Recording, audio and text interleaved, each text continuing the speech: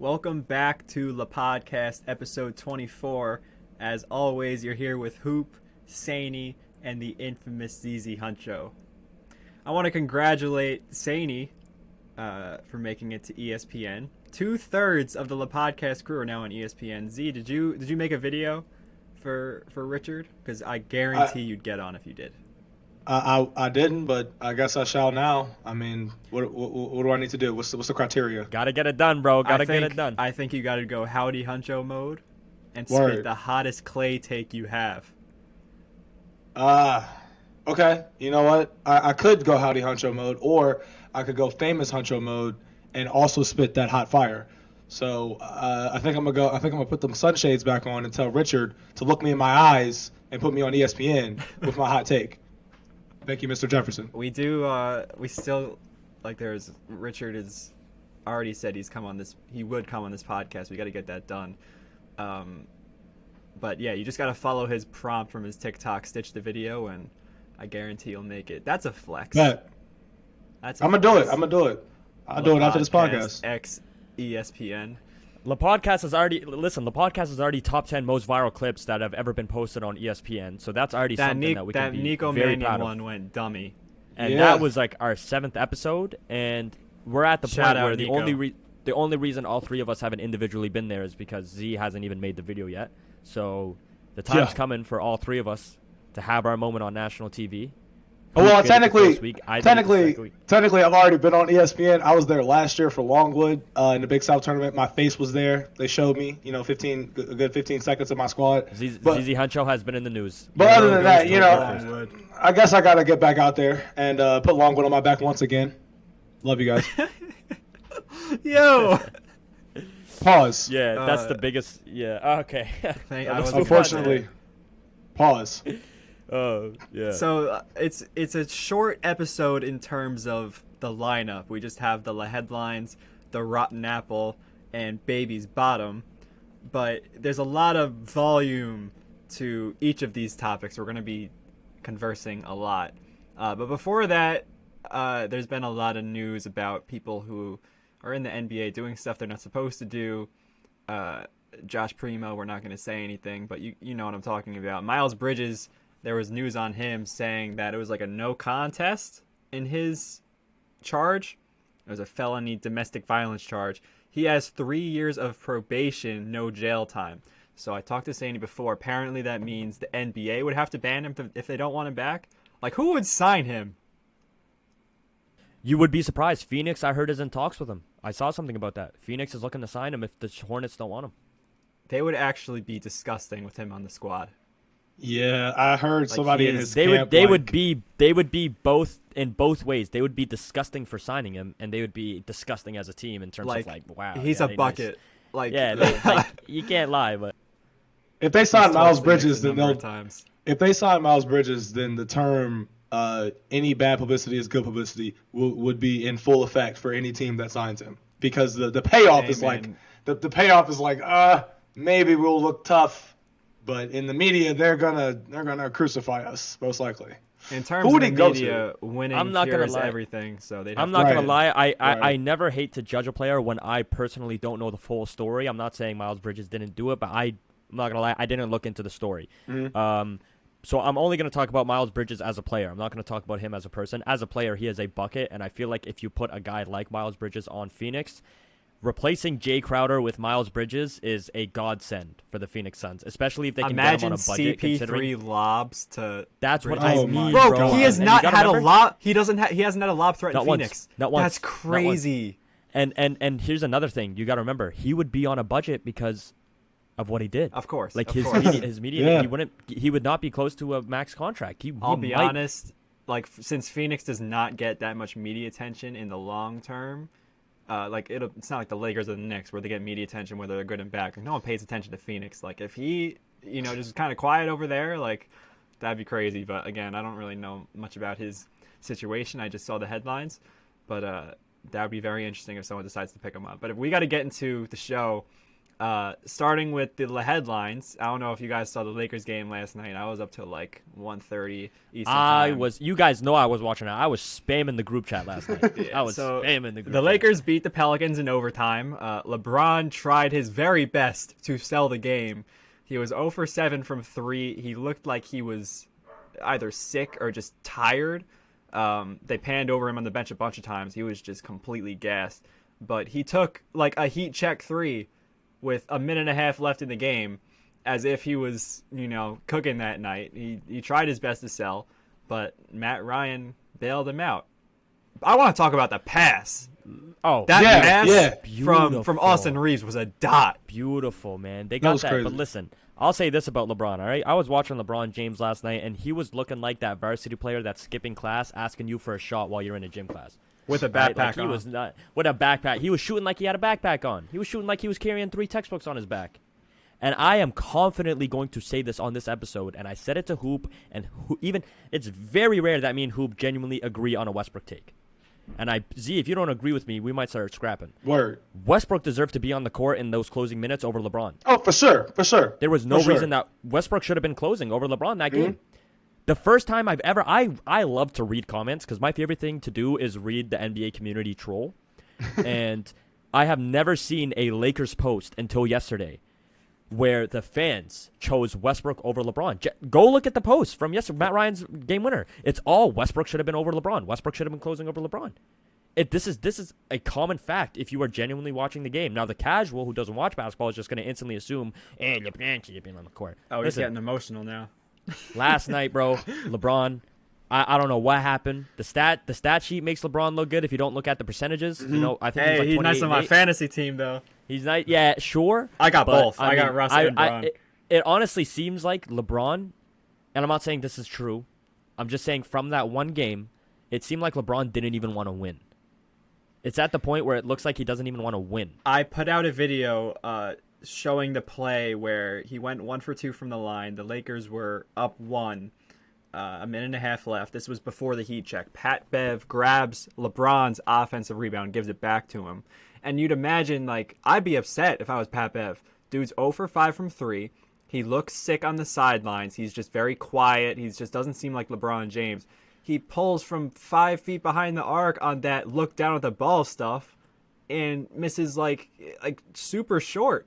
I would be upset if I was the Lakers. You're just wasting the game. I don't mind if you're looking down at the ball and shooting, because that's a LeBron thing. He wasn't even looking at the ball. Okay. He was just chucking it. So he didn't do that classic spin on the hand. He didn't do the classic spin on the hand. So he was just chucking it up, bro. I was thinking the same thing last night when I was watching, but this morning I was watching First Take, and they said that he was dealing with some sickness. So I looked it up, and according to LakersNation.com, as biased as that sounds, LeBron James has had a foot injury that's been bothering him all season, but he's still been playing through it. No, but the thing is, if he's out there, he needs to be playing smart. Right. Last night he was going through a sickness apparently, and he couldn't. He was going through a sickness or something, and he couldn't get out of bed or something like that before the game. So I could totally see he looked fatigued, but in a weird way. You're right though. He should have been smart enough to know let me go ahead and pass the ball up to somebody who's been hooping. And that's why I love Darvin Ham, because Darvin Ham is literally being like, okay, Russ, I told you, you're going to get the same minutes as the starters do. You're not necessarily a bench player. You're just coming off the bench, getting the same minutes as the starters do, going out there, and I'm watching you play. Granted, Russ had 6 turnovers last night, but at the same time, he had a stretch where he hit 5 straight assists. So it's you're going to – Russ is hooping, but he's still got the turnovers. I'm going to keep him on the court because he's still hooping, getting guys involved, bringing the energy, and all those things. So, yeah, I agree. Russ should have definitely been on the floor over Bron. I love how you bring up the turnovers too, because if you genuinely watch the game, you would notice, and Hoop even made a whole TikTok on the Lakers offense, I would argue that only 1 turnover he had was genuinely his fault. If you watch the game, all his turnovers were passes that guys couldn't catch. They just weren't getting to the ball. The way the Lakers offense was running, Hoop had a whole argument about it. And Hoop, you said we have a segment dedicated to the Lakers, or can I talk about it here? Is it on the headlines? This is the segment dedicated to the Lakers. There is, Z and Hoop, if you guys were watching the game, there was, first of all, Anthony Davis is walking up the court like he was a trailing shooting guard, as Hoop put it before we got on this podcast. You have guys like Westbrook who are trying to get the ball at the top of the key, and then Pat Bev walks over, and now there's 3 guys standing at the top of the key asking for the ball, which makes no sense because Westbrook should be the only guy with the ball in his hands if LeBron James isn't on the court running the offense. You have the Lakers players just walking around not knowing what the hell to do, excuse my language, and then it's just like Russ just has to like either pull a shot, and Russ barely did that last night where he just pulled a shot when he had no other options because we know Lakers fans are ruthless. We know Lakers fans are going to go at him if he misses. So in Russ's mindset, it's like, okay, I've been playing well because I haven't been taking these shots, but it's like I'm forced to take these shots or I'm forced to make a bad pass, and that bad pass leads to a turnover. But it's genuinely at the point where it's like the Pelicans, it was so easy for them to read any passing lane the Lakers had because when you're running like you're a grandma who just had hip surgery, it's very easy to predict where you're going to go.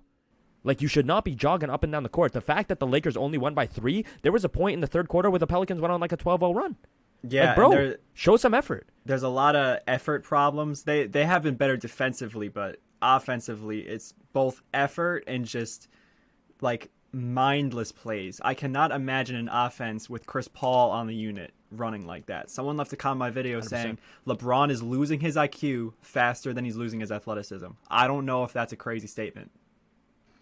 I don't think that it's him losing his IQ. I think it's him losing his care for the Lakers. Yeah. I genuinely think he doesn't care. Like, it looks like he does. If LeBron James really wanted to, he still has the highest IQ in the NBA.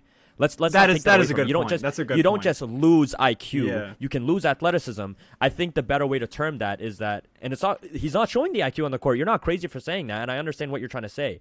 But the better way to put it is LeBron doesn't care. See, and it seems like LeBron doesn't care, and I think he will start to care. And I think when he does, it's going to get scary because he's seeing the Lakers starting to win games. And I love how you mentioned how their defense is elite and their offense needs to step it up because having an elite defense, I would much rather have an elite defense and an offense to work on than an elite offense and a defense to work on. Because the defense is always going to be there. The defense will always be there, but the offense can be spotty no matter how good you are. That was the 2020 Knicks, 4 seed. Yeah, good defense, horrible offense, but then when they got streaky, they got good. So like once on they top of that, some shots. On top of that, you can see the whole entire just momentum and mood of the team shift in the last couple of games with Russ coming off the bench. And just the way in which the energy of the last couple of games has been for the Lakers, like you said it best. LeBron went out there, dropped, I think he was 9 for 23 last night, looked completely out of it. But Lonnie Walker had 28 last night, which is wild, absolutely wild. He was out there looking like all the things we said he doesn't look like. So congratulations, Lonnie Walker. You proved me wrong for a night. Stop shooting still. Anyway, I just think that the Lakers as a whole, right, like, they have a lot of problems with identity as of right now because we all as an NBA fan base have crapped on the Lakers for over 12 months, right? Now we're at a point where it's like, okay, I'm tired. I'm at the point, I don't know about y'all, but I was at a point where I was like, dude, I'm tired of laughing at this team. I am tired of having to watch year 20 LeBron, Russell Westbrook, Anthony Davis, all these guys that I watched in high school on the same team giving out the same results as the 2016 76ers did. Like, come on now. It's time to see some changes. So LeBron is finally starting to see, after picking up 2 back-to-back victories, I would assume that a lot of those problems with the effort and the will to want to win, those things are going to just kind of diminish over time if they can continue to get on a run, especially over like a 10-game stretch or something like that. But for sure, the Lakers they got some stuff cooking. They just got to keep going. Confidence. So I do want to move on, but before that, me and Sandy talked beforehand. He had 2 more things to say on this topic. One, that Russell Westbrook would win 6th Man of the Year, and the other that Pat Bev actually is not a good basketball player, like at all. Westbrook, listen, no, Z. Before you give me that face, okay? Let me say my point. And I said this to Hoop. Great hype, man. Great guy to have on your team chemistry-wise. But when you have Pat Bev on the court that much, what has he genuinely been contributing to? And Z said it best. Defensive leadership. Defensive leadership, sure. You know what? Like as a leader, he's great. But what does he is all bark, no bite right now. Because to me, Z said it best. When he was on the Timberwolves, you have all these offensive threats, and your last option is a Pat Bev kick out corner 3. I'ma take that. He's a dog That should with not no be my teeth. second option. That should not be my second option. In no way should that be my second option. That's ridiculous. And that's why I personally believe that when Dennis Schroeder comes back, he's going to be the new Lakers starting point guard. And people forget that Dennis Schroeder's on that team, and he was cooking for Germany. And don't tell me that national is different from the NBA, because every player that played in that FIBA tournament is going off right now. Lauri Markkanen is an MVP candidate to me. Laurie Markkinen through the All season right right now. All right. Sadie, He's playing. Sorry, I meant to. He's playing like an MVP candidate. He's playing like an MVP candidate, and that's all crazy to say. The Jazz are 6-2, and Laurie Markkinen's dropping 30 every other night. It's all crazy to say. He's right. He's right with the through 7 games. He won't be. He won't be the whole season, obviously. But he's obviously, guys. But he's playing like one because and especially Germany won. Correct me if I'm wrong, right? Like You're they won the whole thing. completely wrong with that whole FIBA Cup thing because Fournier was busting for the France team.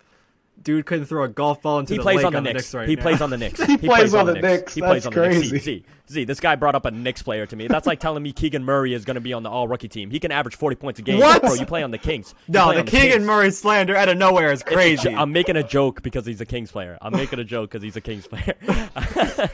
So what? You take the Knicks player seriously, but not the Kings player? I take neither of them seriously. That's the point. FIBA is complete. I'm trying to prove that the FIBA does not matter. I've seen Frank Ntilikina look nice. No, bro. Okay, Come on. I'm gonna say back to his FIBA, like European basketball. European basketball is on another level right now. The NBA is going to be run by European players soon. Watch out for it. And that grit and grind that Dennis Schroeder got from playing with Germany, and they made it far, bro. They beat Greece. And Dennis Schroeder, I was watching him. He can genuinely hoop again. Yeah. I know he had a stretch where he wasn't that great, but I think when he comes back to the Lakers, especially with this new look Lakers that we're seeing, all this confidence, you have a guy like Westbrook coming off the bench giving you the spark. LeBron James, if LeBron James genuinely starts trying again, they might go back to what they were in 2020, a serious threat in the West. I'm gonna go off of Sainey's. I don't think they're gonna be a threat for real because the roster has got to make some changes still. But with Dennis Schroeder coming back, I agree with Sainey. Like Dennis Schroeder's taking Patrick Beverley's minutes specifically because we look at Patrick Beverley and we're like, all right, what do we know him as? All right, a defensive vocal leader, like Hoop said, a dog with no teeth, but he still want to bite you, and it's like, oh, that's cute, but it's like whatever. With Dennis Schroeder, on the other hand, my man Dennis the Menace was averaging like 18 the last time he was with the Lakers, and I was watching him through the regular season. Schroeder was the guy they were giving the ball to down the stretch to close out some games sometimes, or to get some late game buckets. So like he's really good. He's always been good since his OKC year. So I'm a big fan of him. What I'm not a big fan of is him gambling on himself to end up taking single digit numbers of millions of dollars for the Boston Celtics. He can make a comeback on his salary. You want to know what's like crazy? Come back in his hairline. His forehead was 9 months pregnant at some point, bro. Oh, he made that happen, bruh. That should come up for the man's forehead. That's a sign of a warrior. That's a sign of a warrior. I will give you this hoop. I genuinely like that. I have never heard a man call somebody's hairline. That's actually wild. That might have been that's not even funny. If Dennis heard that, he might tear up. Bro, oh God. Like that is hurtful. This guy just called his hairline 9 months pregnant. I was like, the guy can hoop. Like he can hoop. Damn. But before we leave this Lakers topic, because I don't want to go too far into the Lakers, I feel like every episode we have to talk about them. I will say one last thing, or to both you guys who said you won't see the Lakers as a threat in the West. To me, I do because they can be. I'm not saying they are right now. And the reason I think they can be if everybody steps up is because really the only thing they need to step up is offensively. Defensively, they're a top 10 team in the league for me defensively, maybe even top 5.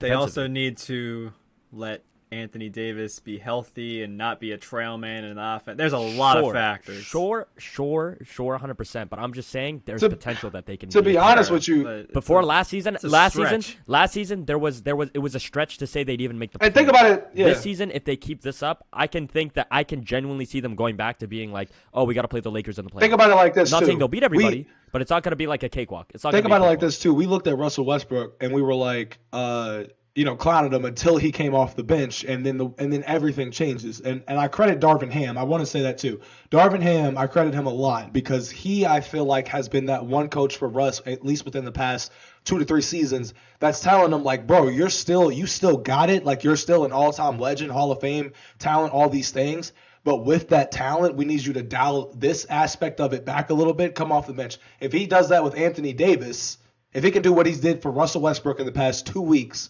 for Anthony Davis and tell him, get your big ass in the paint and stay there, please, then, yeah, Sandy's right. I could see that. And I think that anybody other than anybody that's going to be Darvin Ham to get it done.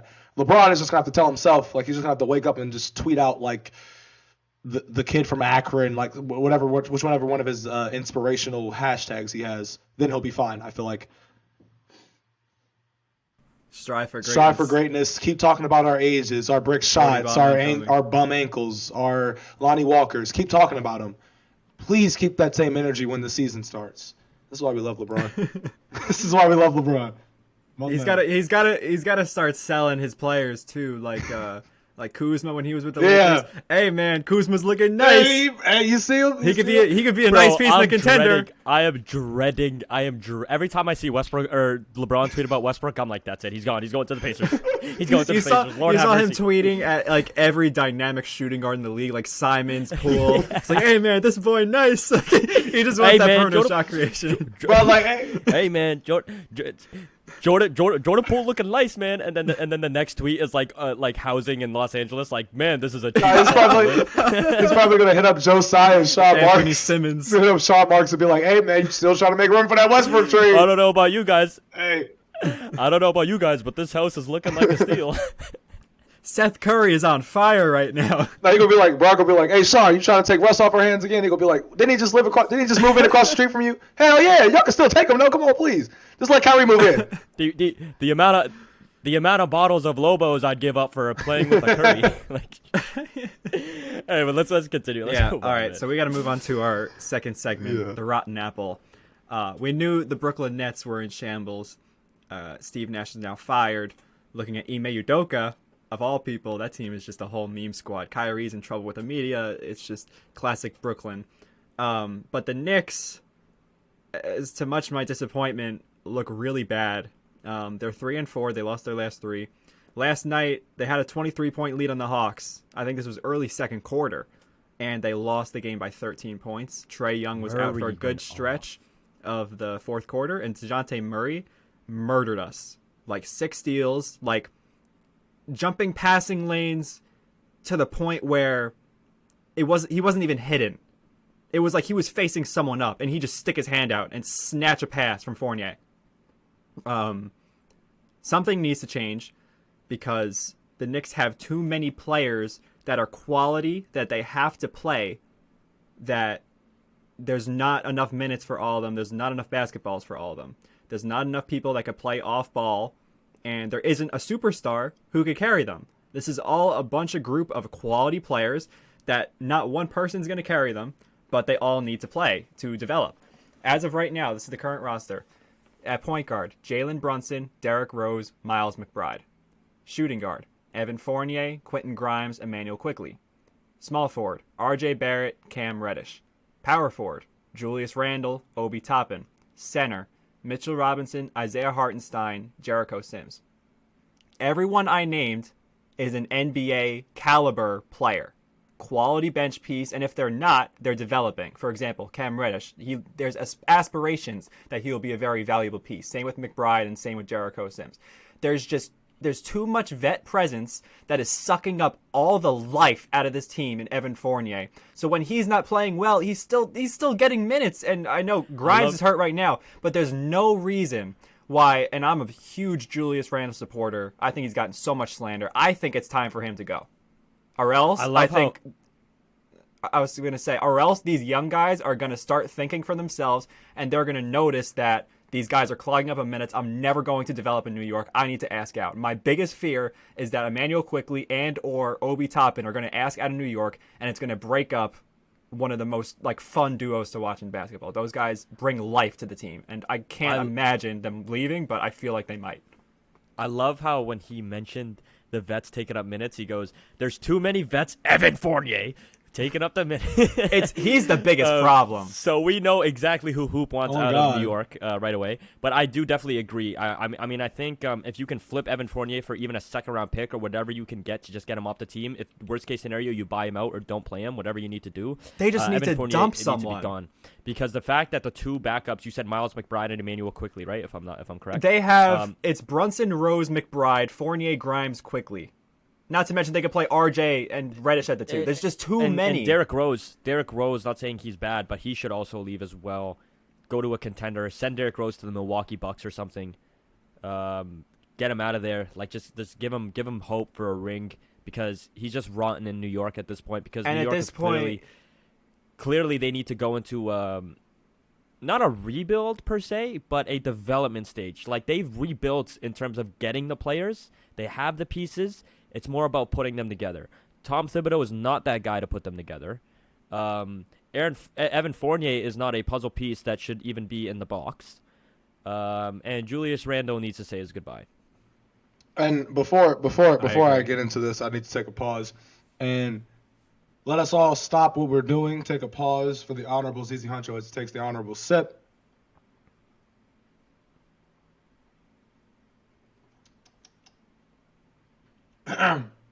Now,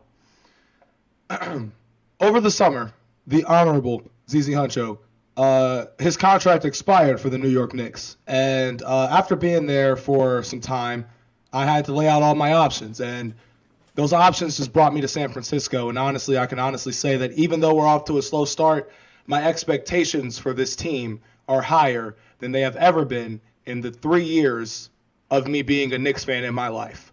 And I'm dating back to 2017 as well. Because with this team, I see the potential right now with this squad. I do. Emmanuel Quickley, I am a fan of. I am a fan of Emmanuel Quickley. Obi Toppin, he is the hype engine machine for the Knicks. The transition, dunk, all of that stuff. He's our reigning slam dunk champion for some reason, but whatever. He's there, right? Energy. Julius, I've been saying that Julius, New York probably won't care if he leaves anyway, and Julius won't care as well. Derrick Rose, like Saini just said, is rotting away. My favorite player of all time is rotting in New York City in Madison Square Garden. My favorite player of all time is rotting in one of the most, if not the most famous sports arena in the world. With a coach that was the same coach he had when he came into the league over 10 plus years ago. That same coach with that same squad, with Evan Fournier, guys who they're throwing money to him, like, this is going to be our guy, right? Evan Fournier, you remember him? Yeah, he's like low-key, like kind of like one of those household name three-point shooters. May not necessarily be one of the greatest of all time, but he's one of those household three-point shooters. You know his name, like, oh, yeah, he can shoot. Cool. What has he done? He's only showing up when y'all play Boston. I swear to God. He just only shows up when y'all play Boston. He's a prime time player, but he does not play anywhere else. If you catch Evan Fournier, he'll show up when he's on national TV and he'll go dummy, but that's about it. If you see Evan Fournier on your Saturday night prime time, just know he's going for over 35 plus. And if he's lined up against the Boston Celtics, he's going for 35 plus. And if he doesn't go for 35 plus, he's hitting the game winner on some terrible efficiency. One of the two. It's going to be Evan Fournier's night against Boston. That's what you can count your money on. That's a problem, though. You got Evan Fournier showing up making cameo appearances throughout the season to help your team win. That's not what you need. You got Julius Randle and his son crying every damn night. Mommy, Daddy lost again. Sorry, Kai. It's just the team around him is just dog water. The coach is dog water. Tom, Tibbs. I love Tibbs. I respect Tibbs because he is a defensive-minded coach, but he is one stubborn-ass defensive-minded coach. If he's stubborn so much to the point where you could have a guy out there who, like Rose, for example, can go out there and give you 25 plus a game, and then in the closing moments of a game one of the playoffs, Tibbs is going to keep him out there for a minute and 21 until he can't go no more. That's how Tibbs works, and I just don't like that. He's so damn stubborn. So I don't know what the business move needs to be, whether it's Julius leaving or Rose going to Milwaukee or possibly Golden State to make my dreams come true, or Julius leaving, or and you got Brunson. So Brunson's been playing like pretty well. He hasn't turned the ball over that much in the last 7 games, which is great. But like you said, you can go up 20 points with this team. Y'all went up 20 points last night, literally, in the second quarter. Like you said, I walked out of the living room with my friends. One of them's a diehard Knicks fan. Shout out Leighton. But he was in there talking all this hot stuff about how great the Knicks are. Emmanuel Quickley's the next Michael Jordan, all this BS. And then I go in another room for at least 30 minutes. I kid you not. I walk back out the room, and the Knicks are up 9 points. And I remembered Trae Young, when I left, was 2 for 12 at this point. He hit about like 5 straight. By this time, DeJounte Murray had shown up. And there was a stretch where I saw DeJounte Murray go down there, score, steal, score, pass, steal. Like, bro, you can't be getting beat by one man and a midget with goggles who was playing terribly last night. Like, I don't know how you feel about this, but me personally, I couldn't put up with it, so I left. That's what happened. Come on now.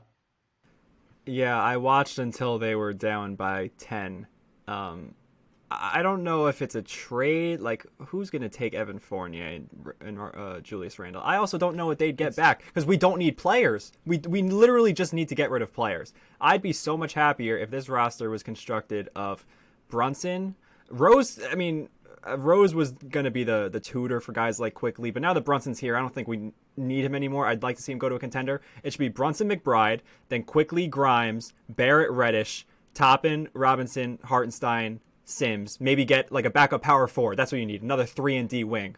And Tibbs should be gone. Look into Mark Jackson. I don't even care if we get Ime Udoka. I'll take Ime Udoka.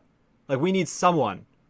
Because honestly, like if you plug in the backups to the starters, if you take Fournier out, put Grimes in, you're getting better defensively and not much worse offensively. If you take out Randall, you're getting slightly worse offensively, but Brunson's still the point guard, and Toppin's going to be a spot-up shooter. Like, Toppin's been more efficient than Randall this year. It's not like you're getting worse defensively. I think they'd be a very similar team if they let Fournier and Randall go. Those are two high-paid players. They're just not impactful because the way this offense works through Brunson, he's just distributing to people who don't need to work for themselves. It was important to have Fournier and Randall last year, even though they sucked, because they could create their own offense. Brunson is creating offense now. So now that these guys are turned into spot-up shooters, they're not even that good. They're not worth the money. I'd much rather see Reddish develop. I'd much rather see Quickly develop. There's no reason why IQ and Toppin should not be getting 25-plus minutes a game. No reason. 110%. 110%. But, I mean, I think that's about it for the Knicks. We kind of went on our little rant for them. Just before we leave, I want to say the Knicks suck. Let's move on to the next topic. That's terrible. It's upsetting because I made a Julius Randle hype edit before the season started. They counted us out. Send it to his son. Khaled's God Send it did. to his son. Send it to his son. He'll appreciate it. You know what's crazy is before yesterday he was actually playing well. It's just he doesn't fit the team anymore, man. Just Tibbs needs to Hoop go. is failing to mention that he actually unpinned the video. Yeah, meaning That's all crazy. hope is lost. And I'm gonna go find that video and I'm gonna comment they should have counted him out. Yes. And I also want to say this other half of the rotten apple, Brooklyn. I called Ime being Very taken in true. as the Brooklyn head coach. I made a video saying the second that he was out of the Boston job, that the Nets would call him. He'd be like, "Oh, where's Steve?" He puts Patty Mills at small forward in a starting Steve is lineup. back in Canada. And then What are y'all's thoughts on that, like, real he's quick? not What are even y'all's head coach thoughts anymore, so then on it's Steve not gonna Nash? be I want them to. I want to here's see what them I play think. Boston. Steve Nash I is a wanna see bad them play coach. Boston. He could definitely develop if he gets on a young team with a point guard that he could develop. But he is not a head coach right now. I will say Ime's this. much better. I'd love to see him play Boston. I will say this about Ime Udoka going to the Nets. It's a weird situation to me because on one hand, it's like, why did the Celtics let him go for nothing unless he did something really bad? But on the other hand, it's like the Nets had to have known what he did. Right. Why are Probably willing because to bring him in? they're looking at the dumpster fire on the court. I get the Nets are in a really bad spot. And in terms of media, they're always like doing something dumb, whether it's a player or They their don't team. have female employees to feel guilty about. The Celtics, like, oh, if we bring this guy back, that's showing our female employees that we don't care about them. Brooklyn's like, That is hey, very true. They ain't doing it to man. us. He ain't doing it to us. Here's the thing. I don't know the full story about Ime. I know a couple ex-NBA players that are now analysts have come out and been like, when the truth comes out, you'll be lucky to ever Matt coach Barnes. again. And he's coaching again. So it's Not, like, not what happened? okay. And Look. are the Nets that desperate? To me, it's a bad sign, though. It's a bad sign for the Nets because if the Nets are bringing him on and the situation is that bad, I'm not speaking on the situation. I don't know anything about it. That's a bad sign for the Nets. That genuinely proves to me they are on their last straw. Go ahead, Hoop. Can I Like, also they are mention, on their last leg, bro. Can I also mention that when I first saw the candidates, they had Udoka. I don't know if they listed Mark Jackson. I don't know, and Quinn Snyder. Like, out of the Quinn Snyder's a good. Hell, I head would have coach. even brought Mark back. I know he's not defensive minded I would necessarily, have brought Mark back. but that's what I don't know why people are so scared to sign Mark What did he do? Like, I feel like what he's did been he floating do? around No, for the you last want couple to know years. what it is. You You want to know what it is? You want to know what it is? The reason that people don't want to hire Mark Jackson is because Mark Jackson predicted the best shooting backcourt in league history. That's why. People just don't want to get that man his flowers. That's it. He's too respectful. Like, bro, y'all really mad that he predicted that? He told everybody to their face. He was like, yeah, I said it. And everybody was calling him a fool and a buffoon and wrong. And now look at him, chilling. One of the greatest catchphrases of all time. Mama, there goes that man.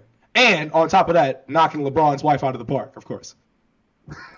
I knew you were gonna say that. I was just gonna say that, bro. I'm literally in my head. With all due respect, I'm like finding the fastest way to unmute my mic to be like, no.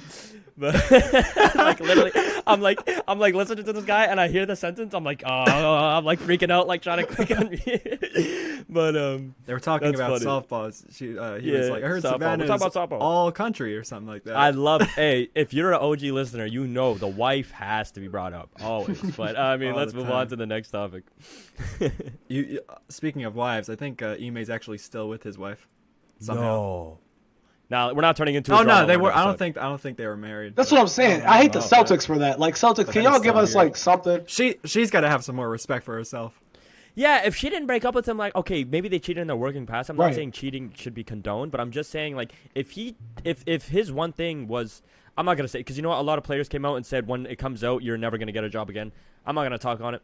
I'm just saying, if it truly was just a consensual relationship he had with a Celtics employee, I think a season was a little harsh, and I think you letting him walk for free was a terrible decision. Yeah, no, they said. So you mean to tell me that Ime Udoka's right? Because Ime Udoka, if this isn't as bad as it seems or sounds, then you mean to tell me that Ime Udoka is going to walk into hopefully the playoffs with the Nets, right? Let's say Boston's a 1 seed, the Nets somehow get the 8th seed. That sounds like it might happen. That sounds pretty realistic.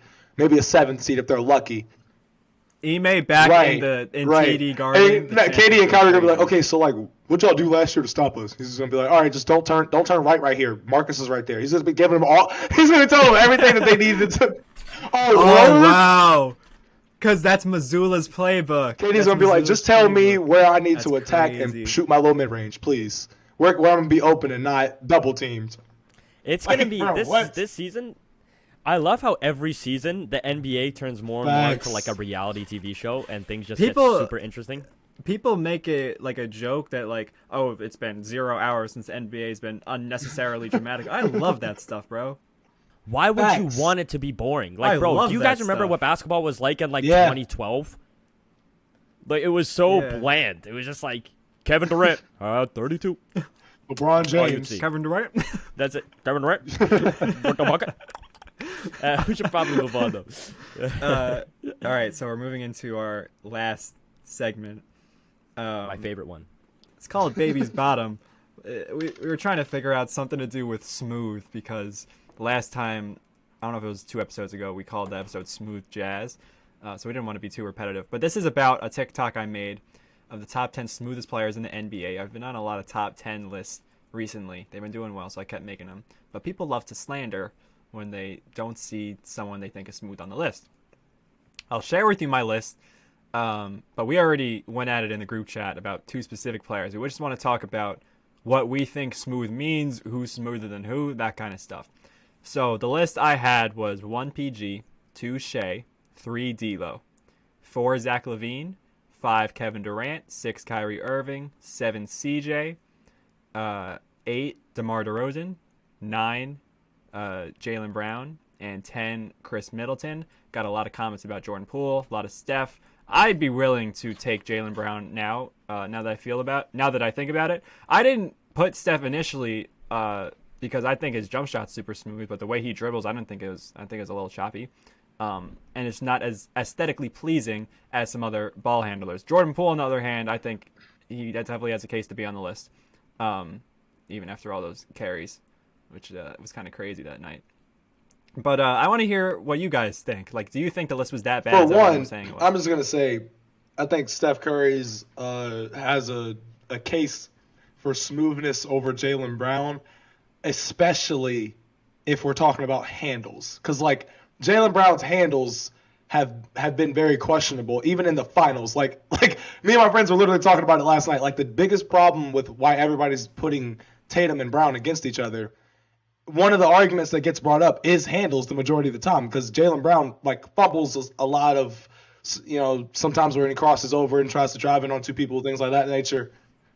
I'd take Tatum and smoothness right now over Brown. Fair. I agree. Brown I'll do that too. And then the other thing, all I was gonna say is I would put Jordan Poole in that list, and I see why you didn't with the carries because like I can see the argument there, but I just feel like Jordan Poole's game is like at least in the past year and a half what I've seen a lot of from his highlights. The biggest reason it's a highlight if it's not a three is because of how smooth he did something, how smooth he went behind the back and through two people's legs. How smooth he did that shot the other day or the other week where he drove in, spun left, faked, pivoted, and came back around and hit the floor. And we were like, how the hell do you think to do that? Like, I just think Jordan has a lot more has a lot more of a smooth game and a calculated game to where he plays at his own smooth, light-skinned face or way. My bad, but yeah.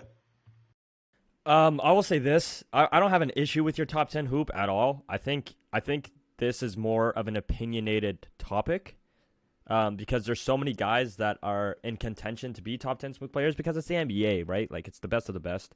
So I have no issue with your list. Like, any player you named, I'm like, yeah, cool. What I do have an issue with is you telling me that Cam Reddish, is smoother than Luka.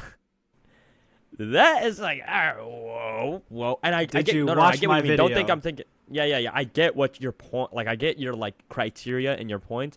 But me personally, I think Luka's game is super smooth, and it has to do with the fact on how slow he moves as well with the ball. Like, you can just see every step he's taking, every decision he's making. You are like, it's not like Curry or Kyrie where it's just like, and then they just like step back and do some crazy stuff. Bro, Luka is like, it's like, what's the best way? It's like classic music. It's like, I think he's clunky. And then he's stepping back, and when he steps back and hits a game winner on your favorite team, it's like anybody else, like with like it's just like he needs to play a violin, like a slow violin, like he looks like he's like smooth on like the wedding floor, like he's right. I can hear if Luka's dribbling the ball, if Luka's dribbling the ball, I can hear some classical music. If it's like Joel Embiid, it's like music. It's like Jeopardy music or something. I feel like if it's Joel Jason Kidd sitting on the sideline with that little stick that they use, and you could tell too when Luka has the ball. Cam Reddish had Knicks fans defending him before he got there, and then hating on him 2 weeks after he got there. So I don't know, bro. Nah, I'll be serious. If we're talking about quality of player, like Cam Reddish took some of the worst jump shots I've seen in my life last night. I'm talking like line drives at the front of the rim that barely grazed it. But in the way they move, I think I do what you mean. Like, I do out of the question that Cam is much smoother in his movement, and his form on his jump shot is more fluid. So by smooth, I'm talking more mechanics and how they move. For example, Shea, like just super smooth. The only guy I will genuinely like guarantee that is smoother than Shea is Paul George. Everybody else has an argument. Everybody else has an argument. I'd say D'Lo, but only those three. Like, those three are like in a tier of their own. Shea is top 5. 100%. He's an S tier smooth player. Also, an honorable mention that everybody, I don't think I saw it in your comments, but I personally, maybe it's because I just like watch him a lot. Donovan Mitchell. I think Donovan Mitchell has a nice jumper. I think Donovan Mitchell moves very well.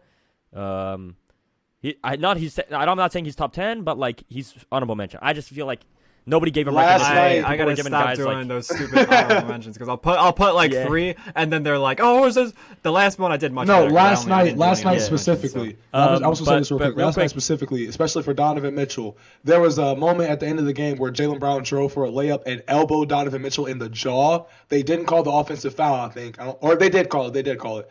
But the next 3 plays, Donovan Mitchell hit like 2 straight. Like the next play, he hit a 3. He was just mad. He hit a deep 3, then scored again on the next possession, and then again on the next possession. And I'm talking like step backs, like cross selvers, step backs, tweens, like those type of mid-range jumpers, things like that. So D-Mitch definitely needs some love because on 2K, bro, you give me the Cavs, it's raps. You gave me the Jazz last year when he was there. If I got D-Mitch, it's raps. He's that smooth. Like that dude is smooth as hell. It's crazy because his playmaking is becoming so untapped now that he's on the Cavs, and people just don't realize how much of a strict team the Jazz was. It was Rudy in the paint, who's a brick down there. You know, he's not going to be very mobile. He's not going to jump very high. He doesn't have a post game. The shooters are just shooters. Like, aside from Jordan Clarkson, there's not many very dynamic people on the perimeter.